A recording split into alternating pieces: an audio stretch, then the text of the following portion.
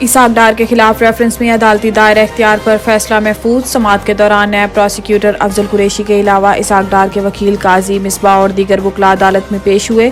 قاضی Misbah advocate نے دلائل دیتے ہوئے کہا ہے کہ 22 نومبر 2022 کو بری کرنے کی درخواست پر دلائل سنے گئے۔ احتساب عدالت نے اسحاق ڈار کو بری کرنے کی درخواست پر فیصلہ بھی سنایا تھا۔ اسحاق ڈار کے ریفرنس پر احتساب عدالت فیصلہ پہلے ہی کر چکی ہے۔ نیب پروسیکیوٹر افضل قریشی نے کہا ہے کہ ابھی تو پروسیکیوٹر نے بتانا ہے کہ کیس کو چلانا بھی بنتا ہے یا نہیں۔ احتساب عدالت نے اپنا مائنڈ بتا دیا ہوا ہے، داخل دفتر کرنا ٹھیک تھا۔ عدالت نے کہا ہے کہ کیا نئے قانون کا اس پر اطلاق ہوتا ہے، جس پر قاضی مصباح ایڈوکیٹ نے کہا ہے کہ ریفرنس بند کرنے کی بجائے اسحاق ڈار کو بری کیا گیا تھا۔ پروسیکیوشن اسحاق ڈار کے خلاف ثبوت پیش کرنے میں ناکام رہی۔ سیکشن 9A5 کو بھی ختم کر دیا گیا، کیس سے تعلق ہی نہیں رہا۔ مکمل دلائل سننے کے بعد فیصلہ سنایا گیا۔ سائفر کیس عمران خان شاہ محمود قریشی کے خلاف فرد جرم کی کارروائی مؤخر۔ اڈیالہ جیل میں قائم خصوصی عدالت میں اسپیشل جج ابوالحسنات ذوالقرنین نے ریمارکس دیے کہ آئندہ تاریخ پر صرف فرد جرم کی کارروائی ہوگی۔ پروسیکیوٹر شاہ خاور نے کہا ہے کہ سائفر کیس چالان کی تمام ضروری نقول فراہم کر دیں۔ آئندہ تاریخ 23 اکتوبر کو فرد جرم کے ساتھ ہی گواہان طلبی ہوگی۔ وکیل شیر افضل مروت نے کہا ہے کہ چیئرمین PTI کا مورال بلند ہے۔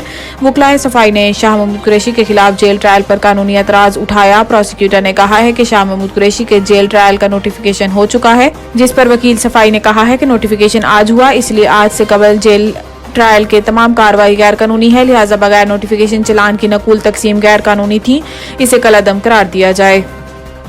وزیر تجارت سے چینی سرمایہ کاروں کی ملاقات۔ پاکستان سٹیل ملز کی نجکاری میں اظہار دلچسپی۔ وزیر تجارت و صنعت ڈاکٹر گوہر اعجاز کا دورہ چین پر۔ چینی سرمایہ کاروں اور تاجروں سے ملاقات۔ خصوصی سرمایہ کاری کونسل کے تحت زراعت، کانکنی اور IT میں سرمایہ کاری کی دعوت۔ تفصیلات کے مطابق وزیر تجارت گوہر اعجاز کی چینی سرمایہ کاروں اور تاجروں سے ملاقات۔ چینی کمپنی ٹانگیان ڈونگ ہوا کی پاکستان سٹیل ملز کی نجکاری میں دلچسپی۔ وزیر تجارت گوہر اعجاز کی چیئرمین تانگیان ڈونگ ہوا گروپ سے ملاقات بھی ہوئی۔ گوہر اعجاز کا اس موقع پر کہنا تھا کہ نگران حکومت نجکاری کے عمل میں تیزی سے آگے بڑھ رہی ہے۔ نگران وزیر تجارت نے چینی کمپنیوں کو SIFC کے ذریعے ہر ممکن تعاون کی یقین دہانی کرائی۔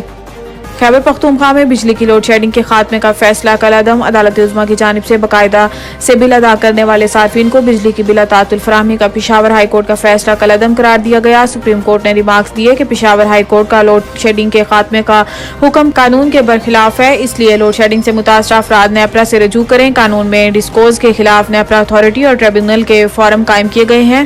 متعلقہ فورم کے ہوتے ہوئے ہائی کورٹ براہ راست حکم جاری نہیں کر سکتی۔